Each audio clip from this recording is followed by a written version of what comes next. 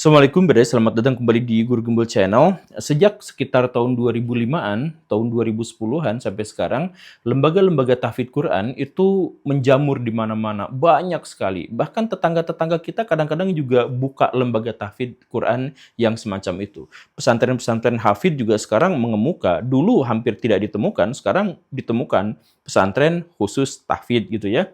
Kenapa bisa begitu? Banyak faktornya, banyak alasannya, tetapi salah satunya adalah karena kemunculan tokoh-tokoh inspiratif dan fenomenal yang adalah hafidz Quran. Katakanlah Gus Baha, kemudian Ustadz Adi Hidayat, dan sebagainya. Mereka itu kan tokoh-tokoh panutan. Mereka adalah tokoh-tokoh yang inspiratif. Dan karena mereka hafidz Quran, maka akhirnya orang-orang juga menemukan sebuah contoh yang baik bahwa anak-anak kita juga bisa diperlakukan seperti mereka dan akan membuat kontribusi yang luar biasa sama seperti mereka. Makanya lembaga hafidz Quran mengemuka di mana-mana. Tetapi di sini saya ingin melawan arus. Saya mohon Baraya jangan dulu memasukkan anak-anak Baraya kepada lembaga-lembaga hafidz Quran. Kenapa bisa seperti itu? Ini bahaya banget. Simak videonya sampai tuntas, yuk kita bahas.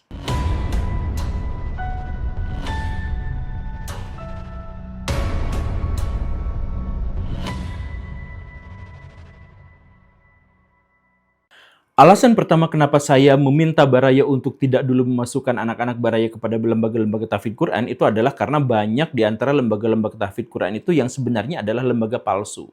Jadi mereka menggunakan anak-anak Baraya justru bukan untuk membuat mereka hafidz Quran, tapi menggunakan mereka untuk ngemis.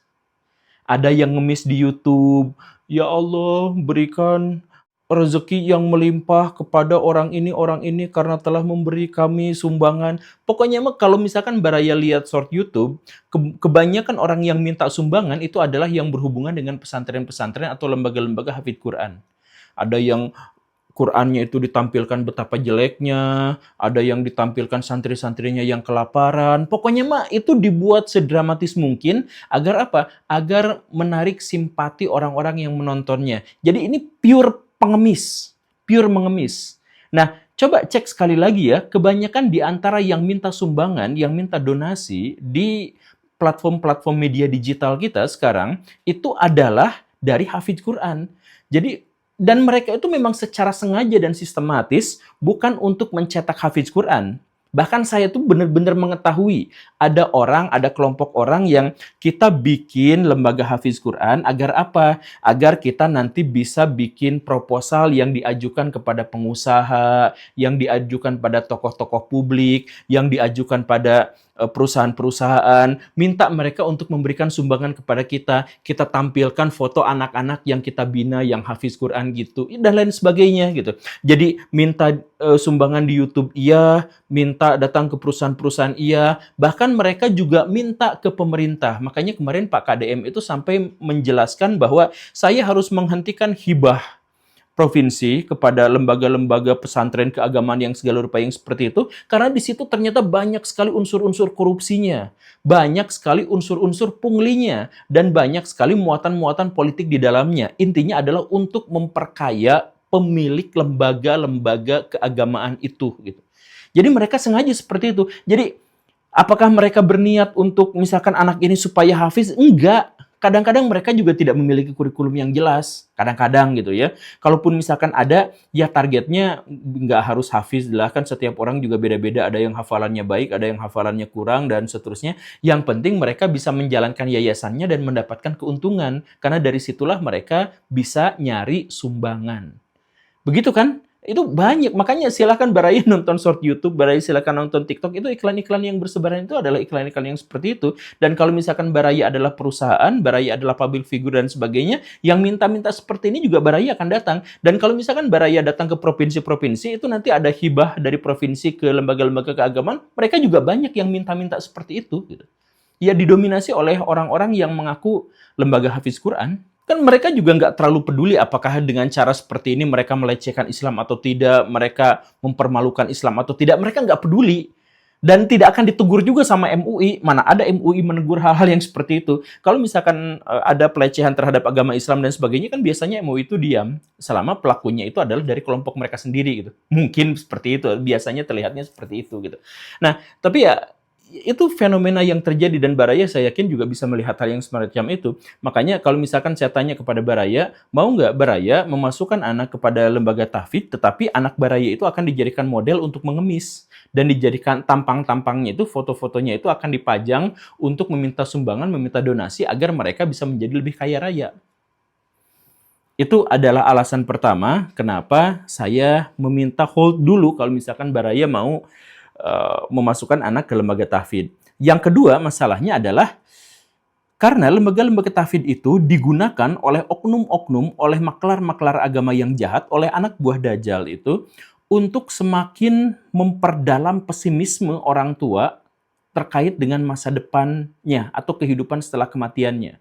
Jadi mereka itu biasanya menceritakan dari hal yang paling dasar. Bahwa Bapak Ibu itu pasti susah masuk surga. Karena apa?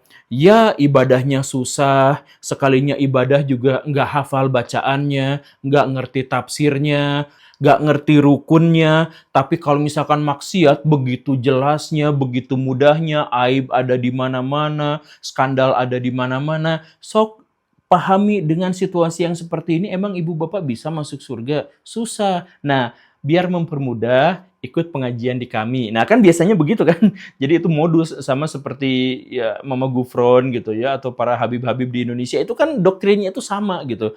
Menjelek-jelekan, membuat pesimis. Nah, setelah itu ayo ikut ngaji sama kita.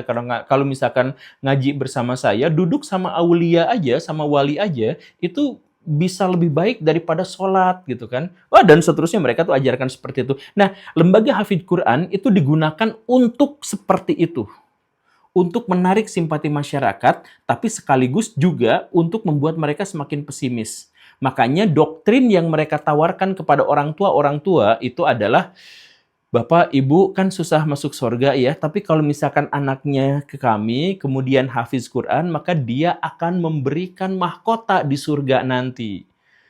Itu lembaga hafidz itu terkenal sekali sering ngomong kayak gitu. Nanti kalau hafiz Quran anaknya itu kan nanti orang tuanya akan diberikan mahkota di surga.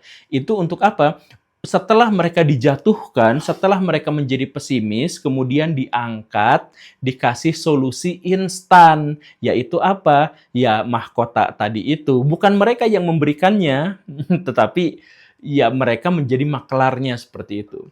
Makanya kalau misalkan Baraya, ini mah kalau misalkan mau pure ngomongin soal etika Islam ya, kalau misalkan Baraya ngomongin soal etika Islam yang sesungguhnya, maka pahaminya kurang lebih adalah seperti ini.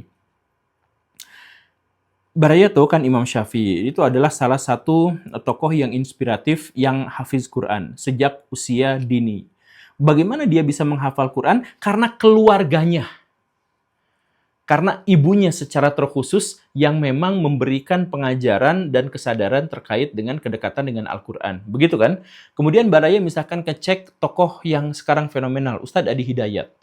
Kenapa Ustadz Adi Hidayat bisa hafid? Karena sejak kecil keluarganya memperkenalkan dengan kebaikan-kebaikan dan pembiasaan-pembiasaan dengan Al-Quran. Kan begitu. Nah, sekarang dibalik. Jadi orang tua yang putus asa, orang tua yang apa, udah datangkan ke kami, biar kami bisa mengajarkan hafiz Quran, biar bisa mengenakan mahkota di surga nanti gitu. Jadi Baraya, please lah ya, jangan ngambil jalan instan. Kalau memang mau masuk surga, bapak ibu yang beribadah habis-habisan. Kalau memang mau masuk surga, ibu bapak yang dermawan kepada sesama, itu saja. Jangan malah mengenumbalkan dan menjadikan anak kita itu sebagai cara batu loncatan untuk masuk surga secara instan gitu. Ya seperti ayahnya Ustadz Adi Hidayat gitu. Mereka tuh gak berpikir soal nanti saya dapat surga dari Ustadz Adi Hidayatnya. Nggak, mereka mengajarkan kepada anaknya begitu gitu. Jadi dari keluarganya, bukan nyuruh kepada orang lain, sedangkan kitanya sendiri sebenarnya putus asa dan putus harapan.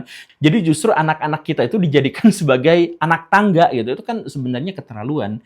Nah, kalau misalkan Baraya punya niatan seperti itu, maka silahkan urungkan. Karena itu benar-benar jahat Baraya.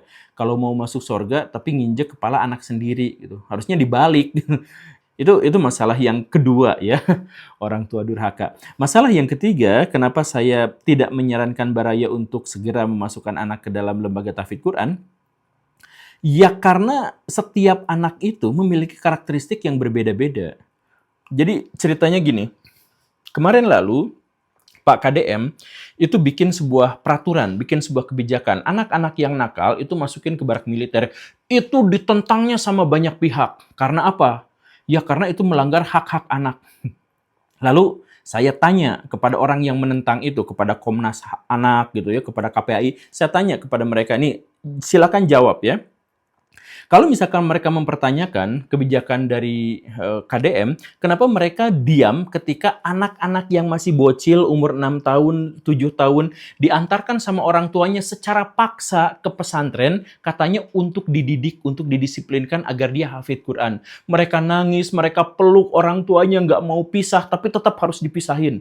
Kenapa? Kata si orang tuanya, biar kamu disiplin, biar kamu soleh, biar kamu baik, dan sebagainya. Iya kan? Nah, kenapa tidak ada tindakan dari KPAI, tidak ada tindakan dari Komnas Perlindungan Anak dan sebagainya terkait dengan fenomena ini. Ini anak yang seperti itu, diperlakukan seperti itu, dipisahkan dari orang tuanya, kemudian mondok di pesantren tanpa kehendaknya, tanpa keinginannya, bahkan dipaksa, itu jumlahnya jutaan. Kenapa KDM yang jumlahnya sangat sedikit dan itu pun anak usia SMA diprotes, sedangkan anak-anak yang seperti ini tidak? Coba saya tanyakan. Nah, dalam hal ini, hafiz Quran itu kan seperti itu. Jadi banyak sekali orang tua yang putus asa dengan masa depan, kehidupan setelah kematiannya, kemudian memaksakan anaknya. Padahal anaknya tuh nggak mau, atau anaknya itu sebenarnya berpotensi di bidang lain, tapi nggak peduli. Karena apa? Karena pengen nyari surga yang praktis. Itu muncul dari pikiran inferior dan pikiran sekuler. Jadi baraya gini ya, kalau misalkan kita mau masuk surga, itu jalannya bisa dengan jadi pejabat, bisa. Pejabat jujur, mengayomi masyarakat, mencintai mereka, dan kemudian amanah, maka kita akan masuk surga. Gak harus dengan jalur hafidz. Atau misalkan kita bisa jadi insinyur. Dengan jadi insinyur kita membangun jembatan yang setiap harinya dilalui oleh orang yang bekerja mencari nafkah, orang yang ke rumah sakit menyelamatkan nyawa, anak yang mau sekolah. Itu kan pahala jariahnya besar kepada kita. Bayangkan satu anak yang nyebrang di situ untuk bersekolah, itu pahalanya sampai ke kita. Kalau kita bikin jembatan itu, dan berapa banyak orang yang lewat di situ. Nah, tapi banyak sekali orang-orang Islam yang sekuler yang menyempitkan untuk bisa masuk surga tuh hanya hafid Quran, hanya tafsir Quran, hanya ahli fikih, hanya orang yang bisa ceramah, hanya orang yang jadi dai gitu ya. Bukan seperti itu. Islam itu kan luas dan universal. Baraya bisa masuk surga karena Baraya jadi pilot. Baraya bisa masuk surga gara-gara Baraya jadi guru. Baraya bisa masuk surga gara-gara Baraya itu jago artificial intelligence. Bahkan Baraya bisa masuk surga ketika Baraya jadi presiden. Iya kan seperti itu. Jadi ketika anak memiliki kecenderungan, harapan, cita-cita, keinginan, kecenderungan, potensi, bakat bahwa mereka sebenarnya ingin jadi atlet, mereka bisa jadi, itu bisa mengantarkan mereka ke sorga. Tapi kita mah ada picik atuh. Jadi kalau mau masuk sorga ya hafiz Quran dan sebagainya. Jadi anak-anak itu dipaksa. Makanya dalam hal ini banyak sekali anak-anak di Indonesia yang hafid Quran itu terpaksa. Dan akhirnya apa? Masa lalunya, kehidupannya jadi kelam. Jadi mereka tuh menderita, mereka tuh traumatik, dan akhirnya mereka pas gede kehilangan orientasi. Luar biasanya apa? Bahkan ada yang murtad, banyak yang murtad. Saya kenal orang langsung, dia hafiz Quran, salah satu yang paling cerdas, tapi ketika dia sudah gede, dia jadi musuh Islam. Saya kenal orangnya langsung. Kenapa bisa seperti itu? Ya karena traumatik sejak kecil gitu. Kecerdasannya diabaikan, tapi dia dipaksa untuk mengikuti hasrat keinginan orang tuanya untuk masuk surga secara instan dengan menumbalkan anaknya. Itu alasan yang ketiga. Kemudian alasan yang berikutnya, yang keempat, ya karena sebenarnya pesantren di Indonesia itu masih problematik. Di episode yang lampau saya jelaskan bahwa secara statistik, angka kekerasan di pesantren itu 3 kali lipat lebih tinggi daripada di lembaga pendidikan yang lain. 3 kali lipat. Pelecehan seksualnya juga sekitar 3 kali lipat lebih tinggi. Kemudian penyimpangan seksual itu juga tinggi. Baraya cek di berita sekarang, misalkan pengasuh pondok hafiz Quran dan seterusnya itu melakukan pencabulan, itu banyak. Itu melakukan persekusi, itu banyak, masih banyak yang seperti itu. Makanya aneh kalau misalkan ada Ya balik lagi ke yang tadi itu ya, KDM misalkan. KDM bikin aturan yang nakal dimasukin ke barak militer. Tentara itu tidak memiliki catatan sampai sejauh yang kita ketahui soal pelecehan seksual, soal pencabulan dan sebagainya, iya kan? Tapi kalau yang pesantren itu statistiknya ada dan banyak. Tapi justru malah dimasukin ke pesantren daripada ke sini gitu. Nah, sekali lagi ya, saya nggak ngejelekin pesantren, saya justru ingin membela pesantren, ingin membersihkan mereka dari para pemalsu gitu. Nah, karena pesantren-pesantren sampai sekarang juga masih menunjukkan ada masalah besar bahwa di sana itu belum ada sebuah mekanisme yang tegas dan jelas bagaimana cara mereka mengantisipasi hal-hal yang buruk yang terjadi dengan santri-santrinya, kan belum kita ketahui. Sebagian dari mereka belum kita ketahui. Nah, karena itu kita juga harus waspada terhadap lembaga-lembaga tahfidz Quran. Kan bisa aja yang seperti itu, karena kan ada yang sistemnya sampai karantina, tidak diketahui oleh orang tuanya, tidak terkontrol sampai setahun, 2 tahun, sebulan, 2 bulan, nggak terkontrol gitu kan. Banyak yang seperti itu. Makanya silahkan berhati-hati Baraya. Jadi video ini sebenarnya adalah keresahan dan ketakutan saya karena ajaran agama Islam secara khusus itu seringkali dijadikan alat jualan. Jadi agama kita itu dijual dengan harga yang sangat murah. Dan mereka mengatasnamakan Islam, dan lembaga-lembaga Islam yang besar-besar itu nggak mau ngambil tindakan pada para penista agama ini, ya diabaikan saja. Kecuali kalau misalkan yang menista itu adalah orang sipit gitu, orang pakai salib gitu, baru mereka itu gercep. Tapi kalau misalkan dari kelompok mereka sendiri, pura-pura nggak lihat, ya mungkin karena mereka juga kebagian keuntungan dari situ gitu ya, mungkin gitu ya. Ya, terima kasih karena sudah menyimak. Saya Guru Gembul, pamit. Assalamualaikum warahmatullahi wabarakatuh.